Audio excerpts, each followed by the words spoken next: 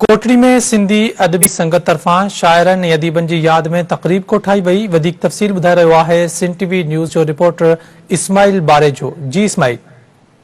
सिंधी अदबी शाख कोटड़ी ऐं डिस्ट्रिक्ट प्रेस क्लब कोटड़ी पारां टिन अदीबनि दानिश्वरनि ऐं सहाफ़ियुनि सां जेको सो हिते रिहाण रचाई वई आहे। उन में कादिर बख़्श तालिबानी साहब, सरवर नवाज़ बुगियो अदीब शाइर तइलीमदान ऐं सहाफ़ी गुलाम हुसैन ज़ख़्मी आहे। अचो त उन सिलसिले में शिरकत कंदड़ अदीबनि दानिश्वरनि सां ॻाल्हि ॿोल कयूं। अदबी संगत शाख कोटड़ी जसुलन जो मूं पोरे सां इज़त ऐं माननो आहे ऐं मां सम्झी सिलसिला जारी रहनि त मां इंसान त ज़िंदा थी सघां। हिन प्रोग्राम में तमामु वॾा वॾा माण्हू अची शरीक थिया ऐं तव्हां सभिनी महबूब जे साथियुनि खे जस हुजे।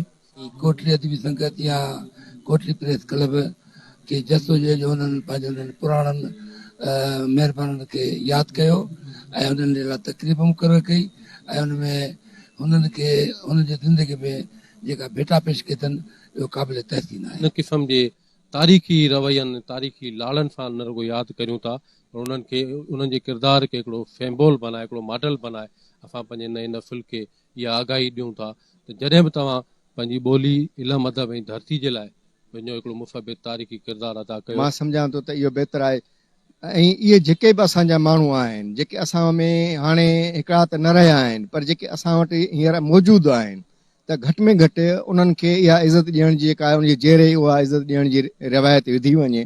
जी तव्हां हिननि जी ॻाल्हि ॿोल ॿुधी। हिननि चयो त जिन जो अदब में ऐं तइलीम में ऐं सहाफ़त में वॾो किरदारु आहे उन्हनि खे अहिड़ी तरह मञता ॾियणु जेको सो बहितरीन अमल आहे।